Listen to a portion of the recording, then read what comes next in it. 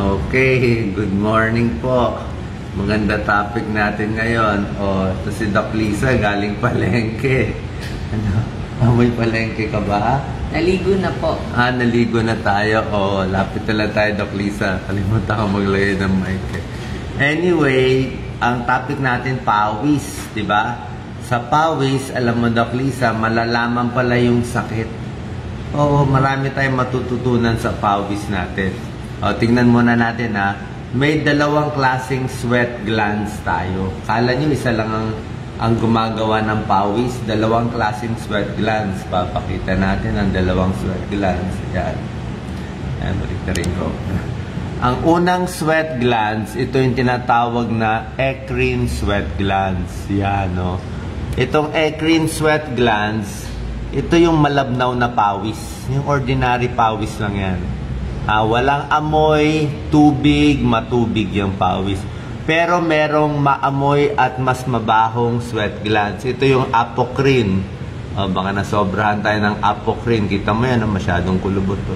Pag ito ang naglabas ng pawis, malagkit, oily, at mas madali mangamoy. Okay? So, nasaan nakikita itong mas maamoy na sweat glands? Yung apocrine nasa kilikili, diba, sa baho kilikili, sa ulo, at sa singit. Lapit ka na, please. At sa singit.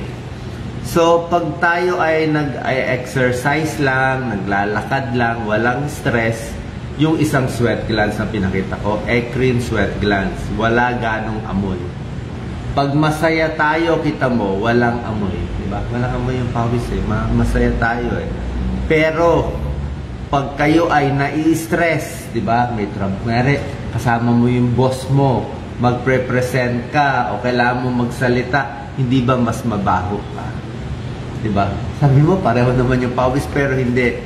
Pag nai-stress ka, afraid, galit, or mamaya may sakit, mas malagkit yung pawis. Kaya doon galing yung salitang nagpapawis ng malagkit. Di ba? Hindi lang stress, yung mga nagsisinungaling. Diba? Pag nagsisinungaling, iba nai-stress. So, yung isang pawis na yon, apocrine sweat glands, thick, may fats kasama, at mas malapot talaga siya. Mas malapot, mas may amoy. So, saan nagagaling yung body odor? Pag napawisan tayo, ang balat natin may bacteria. Okay? Pero kahit may bacteria yung balat, kung yung isang klaseng sweat, yung light lang, nag-exercise ka lang, nasa gym ka lang, happy ka naman, bakasyon, hindi ka ganun ka maamoy.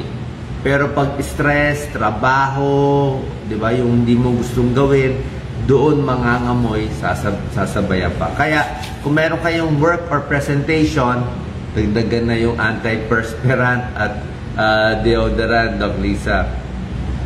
Isa pang nakakaamoy, spicy foods, diba? Spicy foods at yung kulang sa tubig. Okay?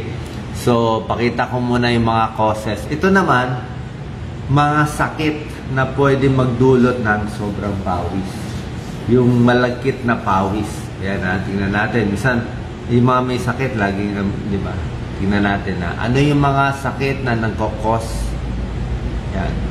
Galing sa cold sweats. Yan.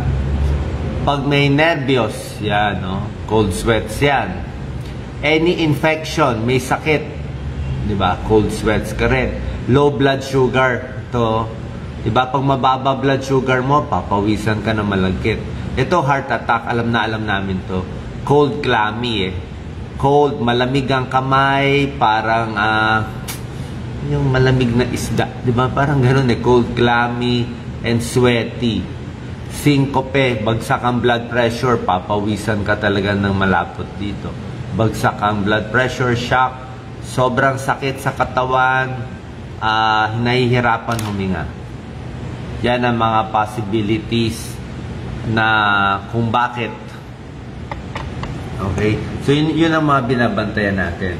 At isa pa, di ba, pag low blood sugar, yan, papawisan din. Pag ma-heart attack, papawisan din. Thyroid problem, hyperthyroid, di ba? Alam niyo, hyperthyroid, di ba? Laging naiinitan. Ito isa pa, lymphoma. Isang klaseng cancer sa kulani, for some reason, pinapawisan yung mga tao may lymphoma. Nilalagnat. Pag nilalagnat, di ba, pinapawisan din tayo. At, ito Doc Lisa, tips mo, menopause. Tsaka pregnant. Bakit nga menopause and pregnant pinapawisan? Bumababa na kasi yung estrogen nila. So, mas pawisin sila. Kaya nga minsan kahit hating gabi, lahat giniginaw na siya, pawis na pawis. So, laging magdala ng pamaypay. So, pag sa gabi, mas pawis. Any time of the day, bigla ka na lang papawisan. Ayan na. Hot flashes ang Hot tawag. flashes. May papakita ako dito. Night sweats. Oh, night sweats. Yan ang night sweats. So, pag sa gabi, pinapawisan, hormonal imbalance, menopause, pregnant, nervyos sa gabi, infection, baka mga TB, pwede rin, di ba? Nilalagnat sa hapon. So, yan ang mga causes ng night sweats. So, actually, may test yun may isang pag-aaral, ginawa sa abroad, kalahating grupo, pinapanood ng masayang video, tapos pinapaamoy sila. Sabi nila, mas mabango ang amoy basta happy video. Yung kabila naman, horror, nakakatakot na video, pinaamoy, mas maamoy yung mga taong nakanood ng horror, very stressful na bagay. Kaya kung ayaw natin mangamoy, dun tayo sa less, di ba? Pero meron din, Doc Lisa, ang sakit na hyperhidrosis. Yung talagang pinapawisan for some reason, di ba? Yung talagang isang ganun namamana na. Doc Lisa, tips sa body odor? Yes. Yung isusuot ng damit, pwede mga cotton lang para mas mahangin, mas maluwag, lalo na kung tag-init. Pwede. Tapos, pwede gawin nyo layer. Limbawa, pag pupunta kayo, bawa dalawa yung suot nyo pag nasa malamig. Tapos, pag lalabas kayo, naiinitan na. Yung mabilis tanggalin yung ibabaw. So, yun yung tinatawag na layering. Pwede ho kayong laging magdala ng pamaypay. Tapos, pwede ho kayong magpulbos, yung mga baby powder, cornstarch, para hindi kayo magkaroon ng mga rashes. Pero may tulong naman talaga yung mga antiperspirant. Yes, antiperspirant, deodorant. Oh, may tulong. Antiperspirant, ako nga tawas para lang hindi magpawis. Yung deodorant, para lang mamask yung amoy. Mas mabango. Damihan ng inom ng tubig para at least mas liquid, di ba? Yes. Damihan ng inom ng tubig. Wag masyadong spicy yung kinakain. Diba? Masyadong oily, masyadong spicy, nakakaamoy din. Tapos pwede kayong malalamig na inumin. Tapos kung may meeting kayo, sa hapon na lang yung meeting. Baka mamaya sa umaga pa kayo lalabas. Sa umaga may labas sa araw, ay papawisan. Relax muna. Less coffee. Kasi mainit yung mga coffee at tsaa. Hindi ba?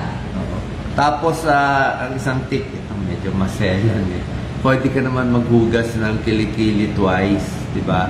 Sa umaga, di ba, tinuro ko na sa inyo, di ba? Apocrine sweat glands, kaya nga mas mabaho yung pawis ng kilikili, ibang glands ang itsura, yung parang kulot-kulot So, ang gagawin nyo, pwede ka maghugas ng kilikili sa tanghali o sa hapon, at least, di ba? Or magpapalit pa ng bago. Tapos may mga tao, sobrang pawisin ng kamay. Talagang tumutulo ang kamay at saka yung paa sa pawis.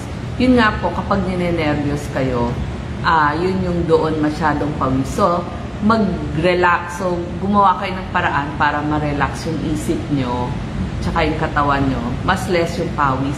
May lumapit din sa akin patient noon, yung bukod dun sa pawisin ng kamay. Sabi niya, Doc, paano kaya yung ulo ko, yung anit ko? Talagang ginagawa niya, nag-hot na lang siya kasi maamoy daw lagi yung kanyang buhok. Actually, meron na ngayong mga shampoo, mahal nga lang, mga powder shampoo, pwede nyo ilagay doon sa anit nyo. Pero kung hindi nyo mahanap yun, kasi doon lang yung sa mamahali ng mga department store, pwede nyo gamitin yung shampoo at conditioner na mas mabango. So, yun yung gagamitin ninyo. Tapos, mas shorter yung hair para laging na hahanginan. Yung hot kasi lalong mag-iinit makukulong siya. So, siguro, ligo na lang everyday para yung amoy hindi ganong kaamoy. So, tiis tayo sa amoy, Doc Lisa. Hindi lang kamay, hindi lang sa ulo, pati sa paa din. Kaya pag sa paa, pwede magtsinelas.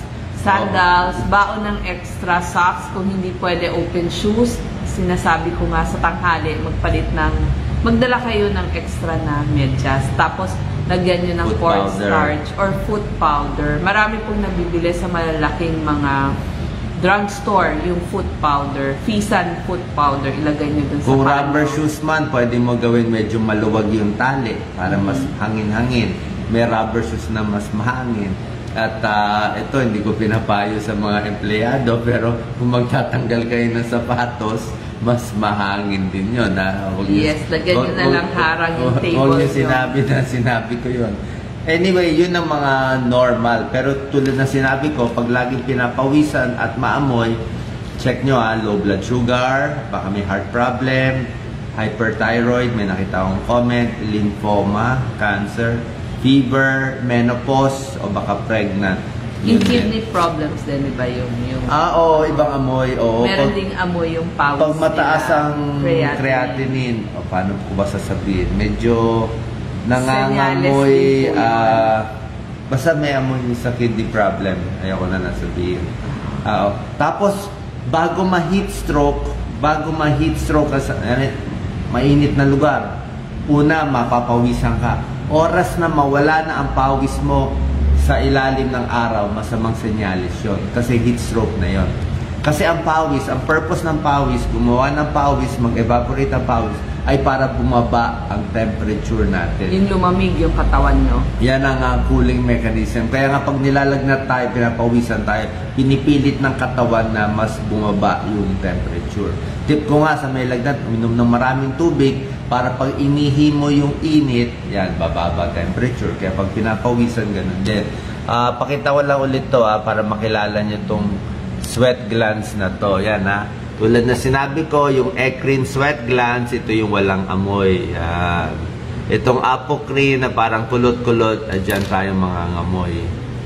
Tapos, ito, Doc Lisa, 7 natural ways to distress. Yan, di ba? Gusto natin yan. Relax, meditate, makinig lang sa music, maligo, magsulat, isulat, ikwento, ilabas, wag mag-bash na iba tao, ilabas. Mag-art, mag-drawing, yan, inom-inom lang sa tabi-tabi. Okay? Final tips, Doc Lisa, sa pawis? Yes, oo. May nag-comment, thank you Fisan or Milku. Yes, correct po. Pwede din. Nabibili po yan sa mga drugstore. Fisan foot powder or Milku foot powder. May isa pa problema, yung Miliaria rubra.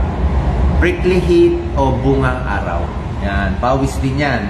Diba? Yung sa sobrang pawis, may pula-pula dito, common. Diba? So, ang ginagawa sa bungang araw, kailangan maligo na malamig o madampian lang ng mga tuwalyang mas malamig.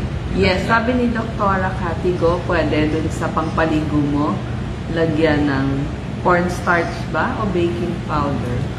Tanong natin ulit kay Dr. Kati. Pero ngayon, cold water muna. Okay din. Tawas, pwede naman. Pwede ang tawas. Ako, tawas lang ginagamit ko. Opo, may ready tawas na po. Roll on. Okay. So, sana po nakatulong tong videos natin. Kung mayroon kayong mga tanong, yan. Mabaho ang ulo talaga. Yung anit. Talagang ligo talaga. Salamat po. God bless po. Thank you.